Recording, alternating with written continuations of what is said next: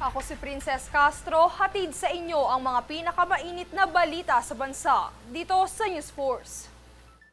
Sa ulo ng mga balita, DENR nagpaalalang iwasan ang paglalagay ng Christmas lights sa mga puno. DOH nilinaw na walang banta ang ASF sa kalusugan ng tao. Ex-Speaker Romualdez, posibleng makasuhan ayon sa Ombudsman. Mga sasakyan ng Diskaya, tuluyang naibenta ng POC, pondo, diretso sa kaban ng bayan. El Truyulo, lalahok sa 4 na kategorya sa Junior Worlds. At PNP, nasabat ang mahigit 133 million pesos na cocaine sa Palawan. Patas at pantay na balita, komprehensibong ulat para sa pulso ng masa. Ito ang News Force.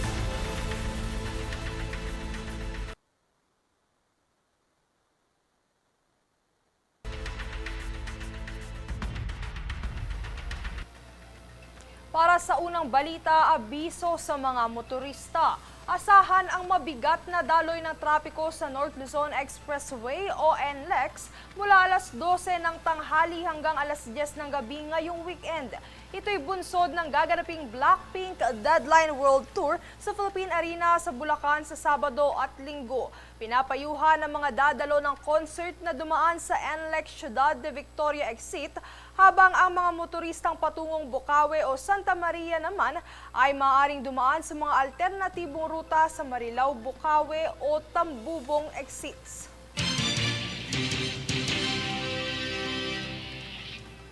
Samantala, nagpaalala ang Department of Environment and Natural Resources o DENR sa publiko na iwasan ang paglalagay ng Christmas lights sa mga puno. Sa isang Facebook post ng DENR National Capital Region, ang pagbalot ng ilaw at pagdikit ng mga plastic at wire ay maaaring magdulot ng sugat sa mga sanga nito na posibleng maging sanhi ng impeksyon o pagkamatay ng puno. Bukod dito, ang liwanag mula sa Christmas lights ay maaari ring makagulo sa natural na aktibidad ng mga ibon, insekto at iba pang hayop na ginagawang tirahan ng puno. Bagamat walang formal na batas o pulisiya sa pagbabawal ng gawaing ito, paalala ng DENR, maaaring humanap ng malikhain at eco-friendly na paraan upang ipagdiwang ang Pasko.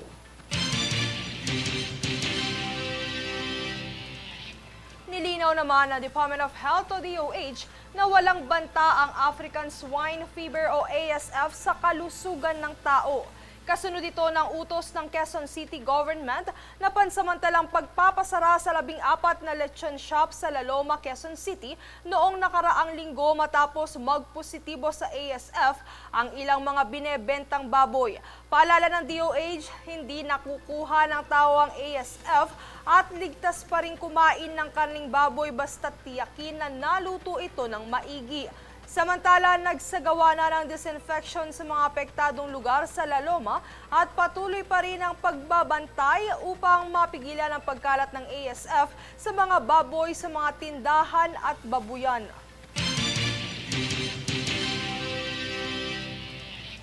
Sa iba pang balita, muling nagpaalala ang LTFRB sa mga tsuper at operator na hindi nagbibigay ng 20% discount sa mga estudyante tuwing holidays o weekends. Tunghayan ang ulat. Nagbabala sila ang Transportation Franchising and Regulatory Board o LTFRB Chairman Vigor Mendoza II para sa mga Public Utility Vehicle o PUV drivers at operators na tumatangging magbigay ng diskwento sa mga estudyante tuwing holidays o weekends. Aniya, obligadong ipatupad ang 20% student discount sa kahit na anong araw ng taon, may pasok man o wala ang mga mag-aaral. May kaakibat anya na parusa ang sinumang hindi susunod sa batas.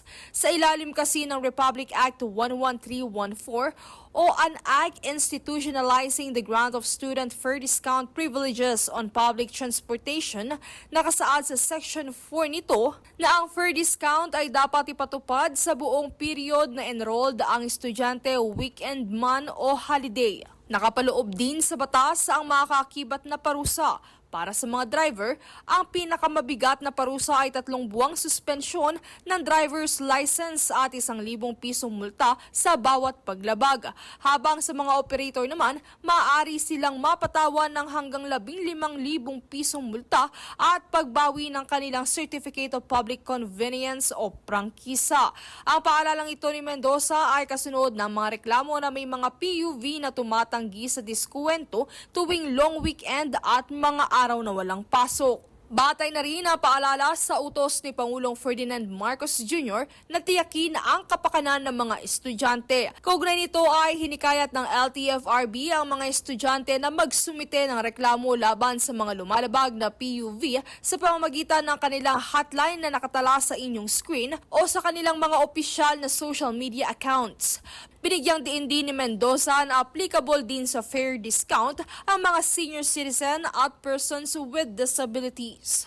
Princess Castro nag-uulat para sa Golden Nation Network.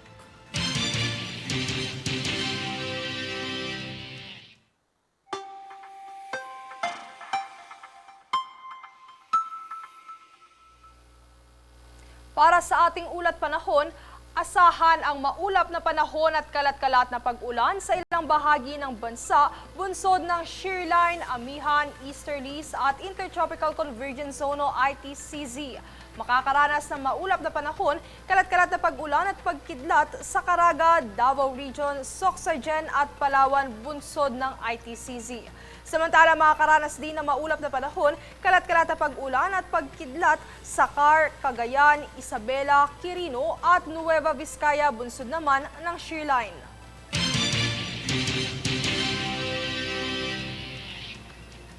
Susunod sa News Force.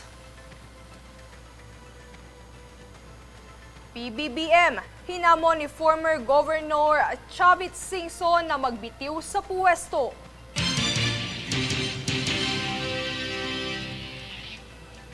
DOTR, ipinag-utos na paigtingin ang safety protocol sa MRT3.